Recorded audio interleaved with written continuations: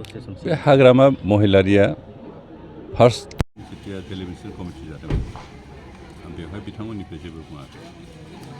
आरो दिनै जिखिनि टेलिभिजन कमिटिनि रिपर्ट ओंखारदों बेथ' फ्राय जों सेटिसफाइडखौनो बुंनांगोन मानोना जोंनि ओनसोलाव जों जिखिनि लुगैदों बेबायदिनो जादों माथो जोंहा पार्लियामेन्टनि जिथु कनस्टिटिउन्सि उदालगुरि जानांगौ बेल'सो जायाखै आरो बेनिफ्राय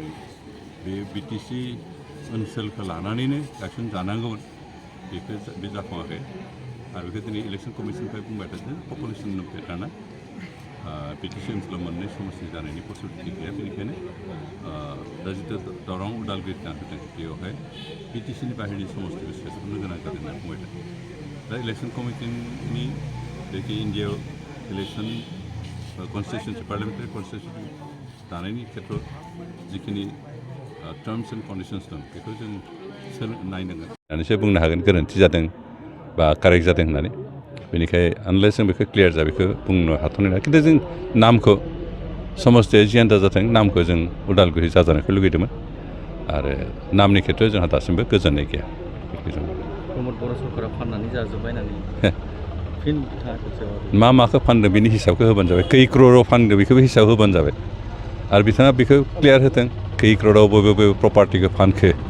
बिनि हिसाबखौ हाग्रामा महिलाया क्लियार होथों नङाबा ओरैनो जानला मोनला बखिनानै जाया गोजोनथाव खौरां बाजाज बाइक सालायनो मोजां मोनग्राफोरनि थाखाय गोजोनथाव खौरां दावहारु अट' एजेन्सिया बाजाज बाइक सालायनो मोजां मोनग्रा रायजो राजाफोरनो होगासिनो दं इन्डिपेन्डेन्ट डेनि थाखाय ल' डाउन पेमेन्ट आरो इजि एक्सचेन्ज अफार 1 आगस्तनिफ्राय 15 आगस्तसिम होगासिनो दं क'क्राझार दावहारु अट' एजेन्सिया आरो क'क्राझार जिल्लानि सिङाव थानाय काराइगाव दतमा आरो बडगावआवबो 3 आगस्टआव फेस्टिभ आउटलेट गोदानै बेखेवनो थांगासिनो दावहारु अट' एजेन्सि बे गोदानै बेखेवनाय ब्रान्च श'रुमआवबो ल' डाउन पेमेन्ट आरो इजि एक्सचेन्ज अफार लानो हागोन बाइक सालायनायाव हमनो थाखाय हेलमेट बेसेन लायालासे बाइगिरिया मोननो हागोन आरो सीट कभार्स बेनि अनगायैबो जाय फाइनान्स लागोन बिथाङा खम डाउन पेमेन्ट होनानै लानो हागोन